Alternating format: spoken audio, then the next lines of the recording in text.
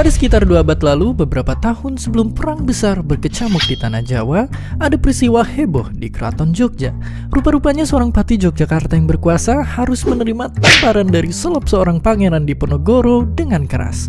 Apa yang terjadi? Apakah ada kesalahan sangat fatal yang telah dilakukannya? Saatnya kita kembali ke masa lalu, menjelajah sejarah yang jarang ada di buku pelajaran sekolah. Jadi kala itu koloni Hindia Timur baru kembali ke kerajaan Belanda dari tangan kerajaan Inggris. Belanda mendatangkan arus uang yang sangat melimpah dari para penyewa tanah Eropa langsung ke Pulau Jawa. Tapi bukannya menjadi sumber kemakmuran rakyatnya, Sang Patih malah menyalahgunakannya untuk memperkaya diri.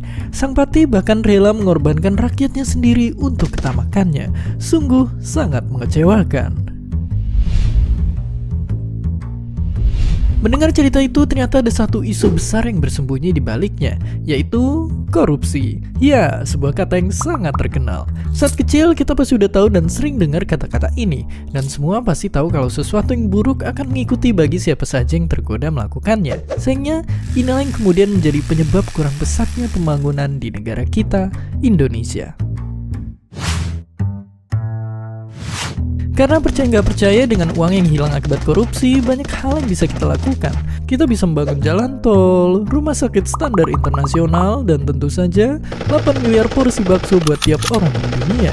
Tapi dibandingkan itu semua, kerugian paling besar justru datang dari rakyat yang tidak percaya pada pemerintahan negaranya. Kenapa bisa begitu? Jadi dengan ketidakadilan di depan hukum dan kemiskinan yang tidak kunjung teratasi, masyarakat akan bersifat skeptis dengan segala peraturan dan kebijakan yang dibuat oleh para pejabat kita. Oke, tapi tenang dulu. Untungnya ada cara ampuh yang sederhana buat mengatasi itu semua, yaitu dengan mengawasi aliran dana negara dan mendukung lembaga-lembaga anti korupsi. Semuanya hanya untuk membentuk pemerintahan yang lebih akuntabel. Karena intinya, menjadi terbuka adalah solusinya. Kalau memang bersih, kenapa harus risih?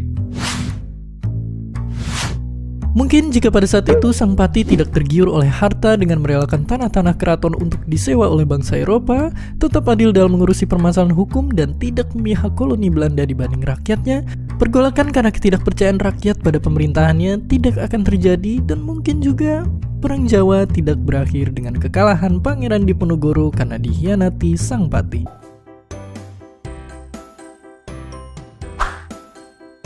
Apakah kalian tahu narkoba?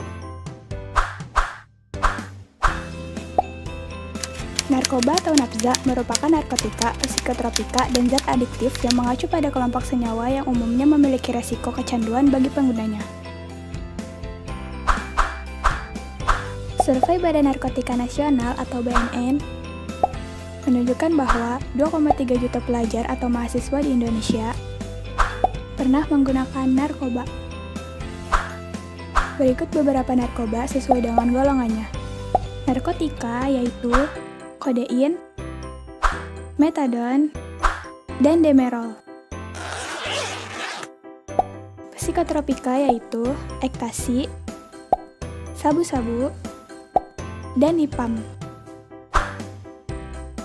Zat adiktif yaitu alkohol, nikotin, dan daun koka. Narkoba sering sekali digunakan orang-orang apabila sedang mendapat masalah intern maupun ekstern. Narkoba juga dapat merusak psikologi yaitu gangguan mental dan menyakiti diri.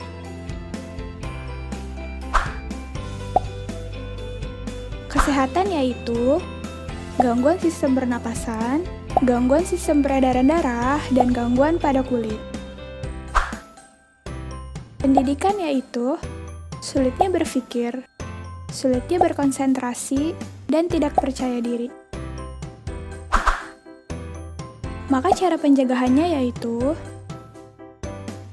selektif dalam pergaulan, memperkuat pertahanan spiritual,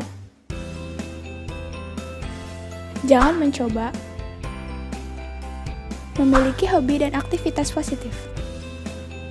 Pelajari bahaya narkoba, ingat masa depan, bahwa Generasi milenial yang hebat adalah generasi yang tidak menggunakan narkoba.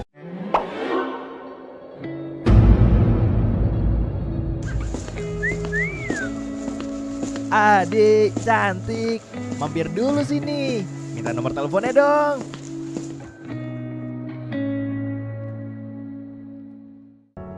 Assalamualaikum, Nisa pulang bu. Selamat siang tante. Waalaikumsalam. Loh, kok cemberut? Bu, tadi pas jalan pulang, Nisa dipanggil-panggil dan disiuli sama orang-orang yang nongkrong di pinggir jalan deket perempatan sana. Terus mereka minta nomor telepon segala. Ih, risih banget deh bu. Ya ampun nak, tapi kamu gak apa-apa? Ya gak apa-apa sih, tapi Nisa sebel banget sama orang-orang itu. Ya udah, Nisa mandi dulu ya bu. Permisi tante. Aduh, padahal biasanya Nisa pulang aman-aman aja loh. Ya ampun, iya Bu, itu sih udah termasuk kekerasan seksual loh Bu. Oh begitu ya Bu? Iya Bu. Kekerasan seksual merupakan setiap tindakan berupa fisik maupun non-fisik yang dilakukan seseorang atau sekelompok orang yang dapat mengakibatkan penderitaan atau kerugian secara psikis, fisik, dan seksual pada seseorang. Kekerasan seksual dapat berbentuk ucapan, perilaku, dan tindakan seksual yang dilakukan tanpa persetujuan korban. Tahukah kamu, ada 46.698 kasus kekerasan seksual yang terjadi sepanjang tahun 2011 hingga 2019? Kekerasan seksual dapat terjadi pada siapa saja. Bila kekerasan seksual terjadi pada dirimu atau orang lain di sekitarmu, ini yang harus kamu lakukan.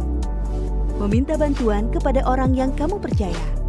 Melaporkan kepada pihak berwajib dengan didampingi orang atau perwakilan dari lembaga terpercaya. Kamu juga dapat menghubungi lembaga sosial masyarakat sesuai kebutuhanmu dan cari tahu lebih lanjut seputar kekerasan seksual serta menyebarkan informasi sebanyak-banyaknya dengan #gerakbersama di media sosialmu.